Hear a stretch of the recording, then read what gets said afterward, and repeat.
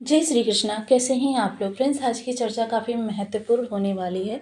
आज हम चर्चा करने जा रहे हैं ऐसे ग्रह की जो हमारे जीवन में प्रचंडता के लिए जाना जाता है।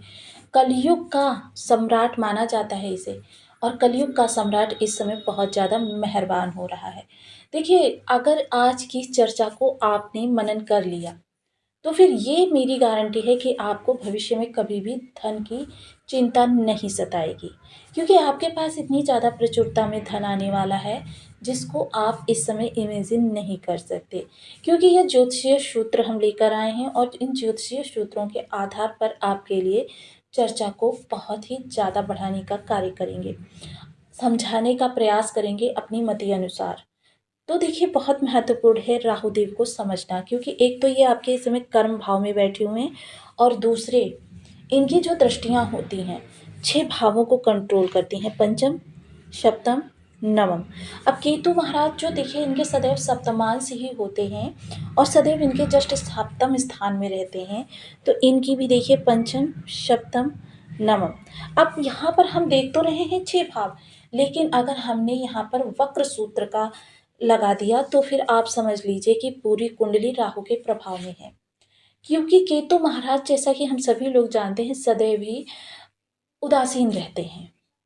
इनके आसपास का एनवायरनमेंट जो बहुत ज़्यादा डिस्टर्ब करता है, तभी ये अपने प्रभाव देने के लिए बाध्य होते हैं, और जिस प्रकार का एनवायरनमेंट होगा उसी प्रकार के इनके प्रभाव होंगे। अर्थात नेगेटिव इन्वायरमेंट तो ये नेगेटिव प्रभाव देना प्रारंभ कर देंगे, पॉजिटिव इन्वायरमेंट तो ये इनके प्रभाव हमको पॉजिटिव मिलने प्रारंभ हो जाएंगे। किंतु अब अगर चर्चा को आगे बढ़ाते हैं तो देखिए, राहु देव महाराज की विशेषताएं देखिए। इस समय कौन सा युग चल रहा है? कलयुग। और कलयुग क्या है? पाप प्रधान। और राहु क्या है? पाप प्रधान। इसीलिए इन्हें कलयुग का सम्राट कहा जाता है, क्योंकि जब तो एक ही प्रवृत्ति के लोग एक दूसरे के संपर्क में आते हैं तो उनकी प्रवृत्ति में वृद्धि हो जाती है, उनकी प्रचंडता बढ़ जाती है। अर्थात यहाँ पर राहु और कलयुग दोनों ही एक दूसरे को सपोर्ट करने का कार्य करते हैं। अब राहु के निगेटिव हथियारों के बारे में जान लेते हैं। छल, कपट, प्रपंच, द्वेष, पाखंड, मिथ्या वचन का भाषण, और साथ ही साथ दूसरों को गिराकर उसके स्थान पर अपना स्थान बनाना।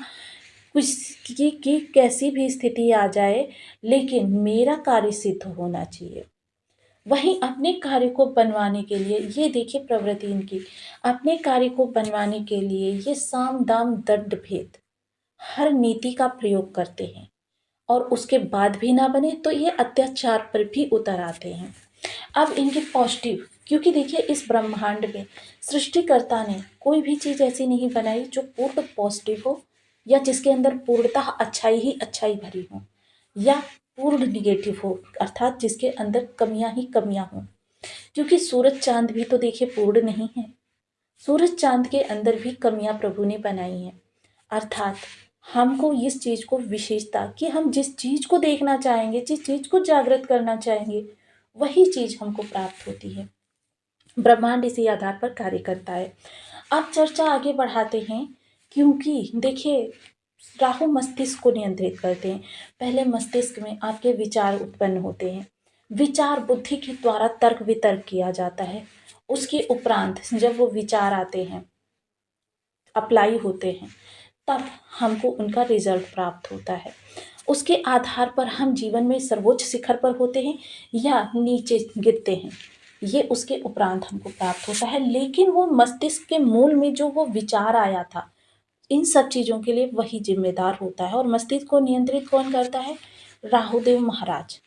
अब राहुदेव महाराज की वर्तमान परिस्थिति को समझते हैं, तो उससे पहले हम जान लेते हैं, यदि आपके लग्न में 2 नंबर बना हुआ है तो ये राशिफल आपके लिए है। यदि कुंडली में कहीं भी चंद्रमा के साथ 2 नंबर बना हुआ है तो ये राशिफल आपके लिए। कुंडली ना होने की स्थिति में आप इसे नाम राशि से भी देख सकते हैं। यदि अभी तक आपने अपने इस चैनल को सब्सक्राइब नहीं किया है तो प्लीज़ सब्सक्राइब कर लीजिए, वीडियो को लाइक कर दीजिए, चैनल को शेयर कर दीजिए। इससे होगा क्या कि हमारे आने वाले हर वीडियो की नोटिफिकेशन मिल सकेगी आपको सबसे पहले। एक प्यारा सा कमेंट करना बिल्कुल ना भूलें। कमेंट से हमें बहुत मोटिवेशन मिलता है, हौसला मिलता है, और ये पता चलता है कि आप और क्या जानना चाहते हैं।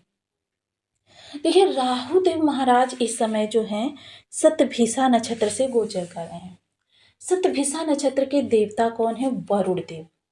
वरुण देव यहाँ पर आपके लिए महत्वाकांक्षा, चिकित्सा जगत की पद्धति, रहस्य, रोमांच क्रिएट कर रहे हैं। और रहस्य के कारक कौन होते हैं? राहुदेव महाराज।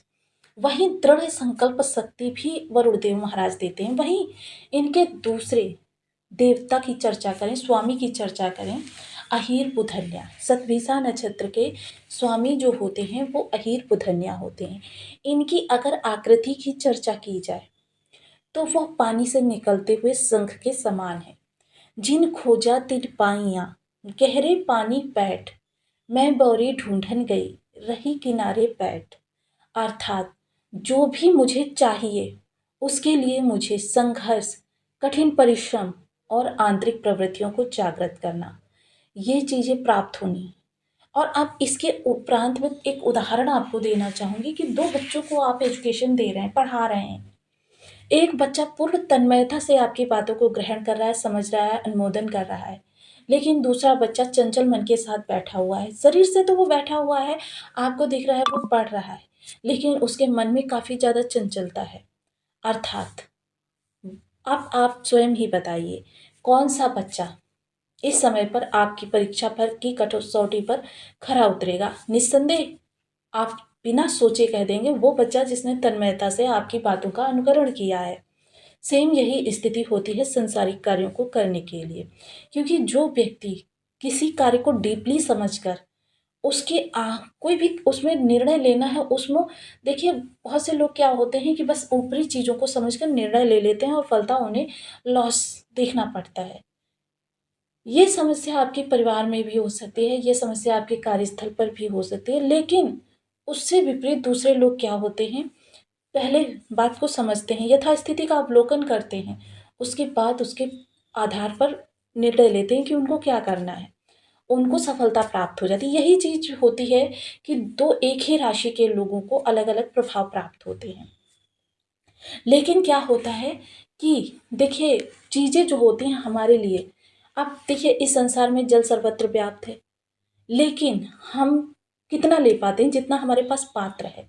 अब आंतरिक शक्तियों को जागृत करना यानी अपनी अनुमोदन शक्ति को विस्तृत करना, सोचने समझने की शक्ति को बढ़ाना, हर स्थिति का बारीकी से अध्ययन करना। क्योंकि जैसा कि हम सभी लोग जानते हैं अहीर बुधन्या के बारे में, अहीर बुधन्या किसी भी चीज़ के विस्तार को करने में बहुत ही पराक्रमी माने जाते हैं। अहीर बुधन्या उसी स्थान पर अपने प्रभाव प्रदान करते हैं जब व्यक्ति पूर्ण समर्पित भाव से, क्योंकि अगर आपका डेडिकेशन है किसी कार्य में तो फिर आप अन्यत्र इधर-उधर नहीं देखेंगे, आप अपने डेडिकेटेड कार्य को पूर्ण करने में लग जाएँगे। अब राहु देव महाराज यहाँ पर बैठे हुए हैं। अब चर्चा हो रही है धन की। कर्म से धन उत्पन्न होगा। अब यहाँ से जो धन निकलेगा वो लाभ में जाएगा। लाभ से कुछ धन ऐसा होगा जो आपकी पारिवारिक ज़रूरतों पे, आपके ऊपर, आपकी सामाजिक ज़िम्मेदारियों में निर्वहन होगा। कुछ धन बचेगा आंशिक रूप से, वो धन आपके संचयन में जाएगा। अब आपका बर्थ चार्ट में धन भाव काफ़ी प्रबल दिखाई दे रहा है। धन भाव काफ़ी प्रबल दिखाई दे रहा है, लेकिन आपके पास धन नहीं आ रहा। मतलब आपका लाभ भाव कमज़ोर है। अब धन आ रहा है, बहुत ज़्यादा आ रहा है, लेकिन रुक नहीं पा रहा। अब इसके लिए आपका अष्टम भाव उत्तरदायी है।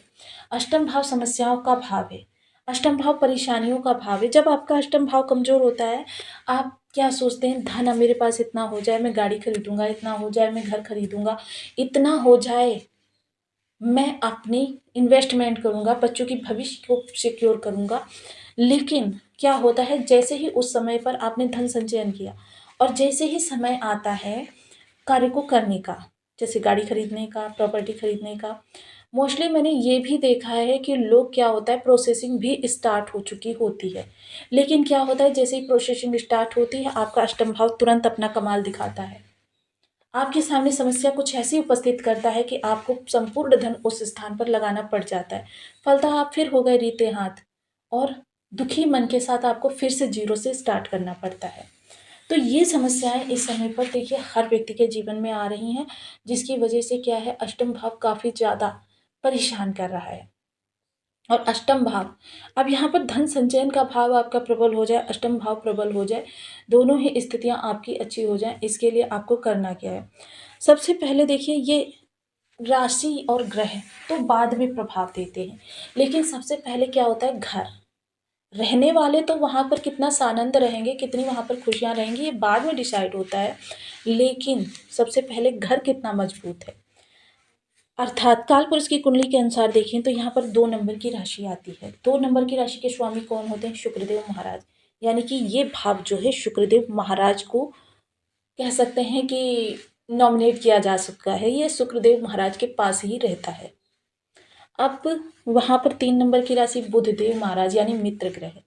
अब देखिए, राशि बल और भाव बल दोनों हमने समझ लीजिए।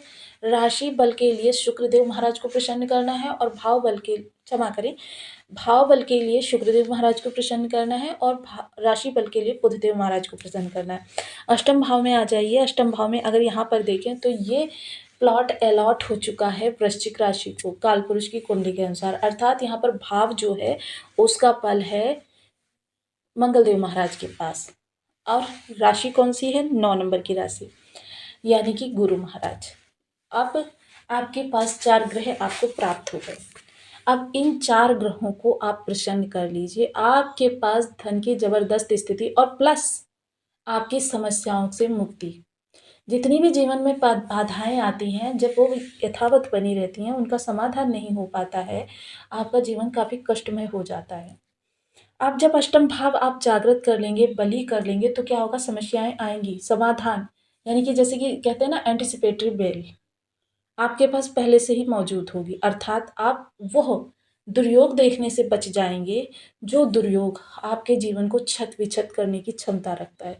ऐसा नहीं है परेशानियां नहीं आती हैं, लेकिन सिर्फ आपको छूकर निकल जाती हैं। उनका प्रारूप जो होता है काफ़ी गौड़ हो जाता है, छोटा हो जाता है और खुशियों का प्रारूप बढ़ जाता है। आपका बैंक बैलेंस आपके पास भरा हुआ है बहुत ज़्यादा।